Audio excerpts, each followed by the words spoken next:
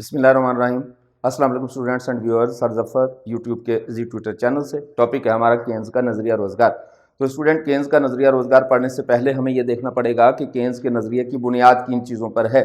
Keynes का बुनियादी नज़रिया वो ये है कि कौम का मुअस्सर तलब का नुक्ता ही दरअसल कौम की फुल एम्प्लॉयमेंट का पॉइंट होता है।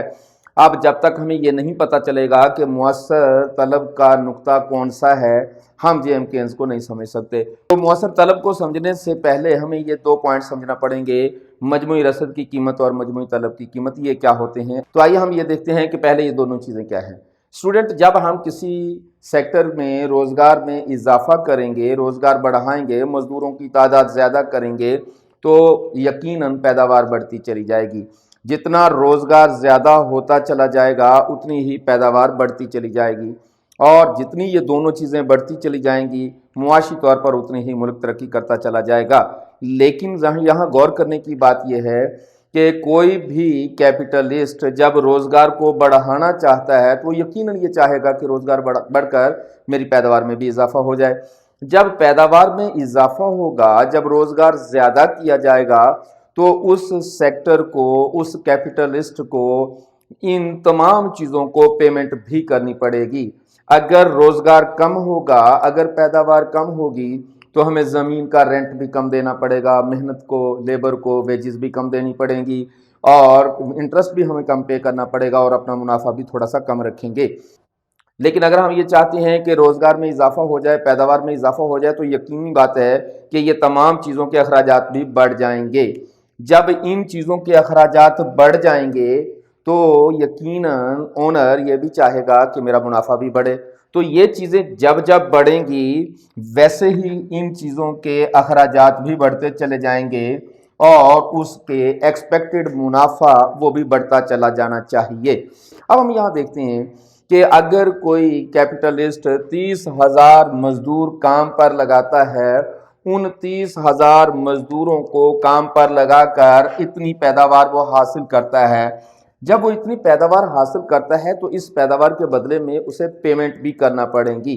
अब हम फर्ज कर लेते हैं कि इतनी रसद लेने के लिए, 30,000 मजदूर काम पर लगाने के लिए उसे जो रसद मिलती है, जो उसे पैदावार मिलती है, उस पर मजमूई तौर पर जो खर्चा आता है वो हम कहते हैं 500 बिलियन है।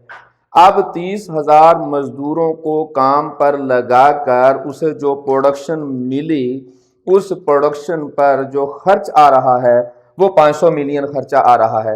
अब 500 मिलियन का ये खर्चा यकीनन वो ये पैदावार फरोख्त करके हासिल करना चाहेगा। अगर उसे अपनी चीज़ों को फरोख्त करके जो 30,000 मजदूरों ने बनाई है वो चीज़ें बेचकर 500 मिलियन रुपीस से भी कम पैसा मिलता है तो वो बिजनेस नहीं करेगा। ये क्योंकि 500 मिलियन तो इस पर खर्चा है। इस ख्याल रखिएगा कि इस 500 मिलियन में ज़मीन का रेंट शामिल है, मेहनत की वेजेस शामिल हैं, कैपिटल का इंटरेस्ट शामिल है, और उसका अपना मुनाफा भी शामिल है। वो ये चाहेगा कि मुझे कम अज़ कम इतनी पैदावार हासिल करके कम अज़ कम 500 मिलियन ज़रूर मिलें, ताकि मैं 500 मिलियन बाकी फैक्टर्स ऑफ प्रोडक्शन को भी बांट दूं और अपना मुनाफा भी रख सकूं। इससे कम अगर उससे पैसे मिलेंगे तो वो काम नहीं करेगा। अगर मजदूरों की तादाद वो ज़्यादा कर देता है, 30 की बजाय 35,000 कर देता है, तो यकीनन प्रोडक्शन बढ़ जाएगी। प्रोडक्शन बढ़ेगी तो उसके अखराजात भी बढ़ जाएंगे। तो 30,000 रुपये पर वो 500 मिलियन की रकम वसूल करना चाहेगा। वो कहेगा कि कम से कम मेरा 500 खर्चा है, 500 मिलियन ये तो मुझे मिलेगा ही मिलेगा, वरना मैं काम नहीं करूंगा। अगर मजदूरों को ज़्यादा अप्लाई करेगा तो पैदावार ज़्यादा बढ़ने से मजदूरों के अखराजात भी बढ़ जाएंगे। लिहाजा वो ये चाहेगा कि मुझे अब 500 की बजाय 550 मिलियन मिले। जाहिर है कि पैदावार ज़्यादा होगी, उसके अखराजात भी ज़्यादा हो गए। अगर मजदूरों की तादाद बढ़ती चली जाएगी तो पैदावार भी बढ़ती चली जाएगी, उस पैदावार पर खर्चा भी बढ़ता चला जाएगा। इसलिए वो ये चाहेगा कि मैं इतना माल सप्लाई करने के लिए जो कि 30 मजदूरों ने बनाया है, 500 मिलियन मेरा खर्चा हुआ, ये तो मुझे मिलेगा तो काम करूंगा, वरना मैं नहीं करूंगा। अगर मैं इतने मजदूर लगाऊंगा तो मेरा खर्चा इतना हो जाएगा, ये मिलेगा तो मैं काम करूंगा। अगर मजदूर 40,000 अप्लाई करता है तो उसकी पैदावार के साथ साथ खर्चा भी बढ़ जाएगा। जैसे जैसे मजदूरों की तादाद बढ़ती चली जा रही है, पैदावार बढ़ती चली जा रही है, और उस पैदावार पर होने वाला खर्चा भी बढ़ता चला जा रहा है। अब वो ये सोचेगा कि इतने मजदूर अप्लाई करके इतना तो खर्चा होता है, जिसमें ज़मीन, मेहनत, सरमाया, तंजीम तमाम के खर्चे शामिल हैं, उसका अपना प्रॉफिट भी शामिल है। ये पैसा उसे मिलेगा तो ही जाके वो बिज़नेस करेगा, वरना वो बिज़नेस नहीं करेगा।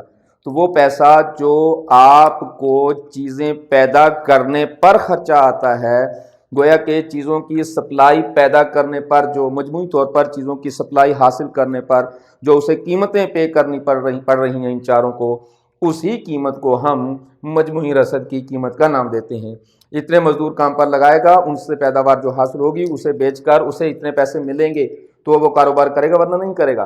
तो जो पैसे कम अज़ कम वो चाहता है, जो कि असल में उसका खर्चा है, वो जो पैसे है उसको अगर वो चाहता है तो इसको हम एग्रीगेटेड सप्लाई प्राइस का नाम देते हैं। जबकि हमारे पास यहाँ एग्रीगेटेड डिमांड प्राइस क्या है, वो ये चाहता है कि 500 तो मेरा खर्चा है, इसको कुछ दिया, इसको कुछ दिया, इसको कुछ दिया, 500 तो ये मेरा खर्चा है।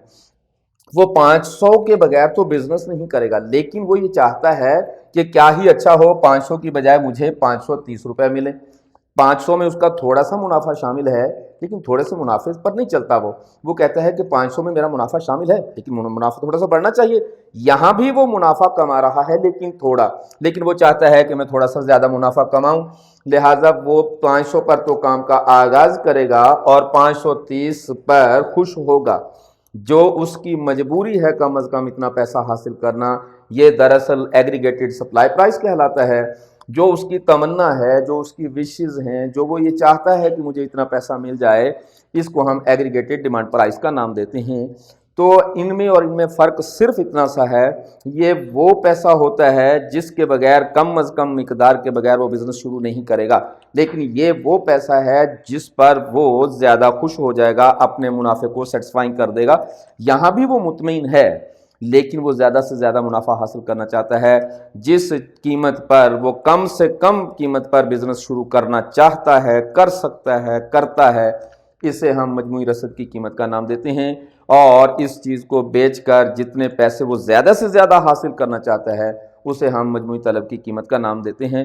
हम ये भी कह सकते हैं वो 30,000 मजदूर काम पर लगाता है और 500 रुपये उस पर कॉस्ट आएगी, जिसमें उसका मुनाफा भी शामिल है। इस पर वो बिज़नेस शुरू कर लेगा, लेकिन 30 मजदूरों को काम पर लगाकर जो पैदावार आएगी उसे बेचकर वो चाहता है मुझे 530 रुपये मिले, लेकिन 500 भी मिले तो वो बिज़नेस करेगा। लेकिन ख्वाहिश उसकी ये है, ये उसकी कम अज़ कम ख्वाहिश है, ये उसकी ज़्यादा बड़ी ख्वाहिश है।